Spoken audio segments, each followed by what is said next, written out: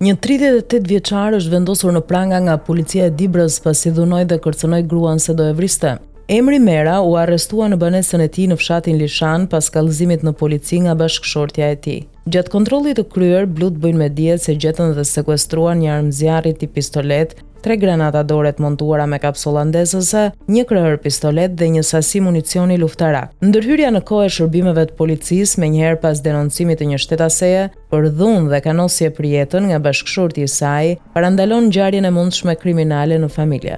Vjet në pranga 38 vjeçari që dhunoi dhe kanosi për jetën bashkëshorten e tij, si edhe posedonte në banesë armëzjarri, pistolet, granata dore dhe municion luftarak.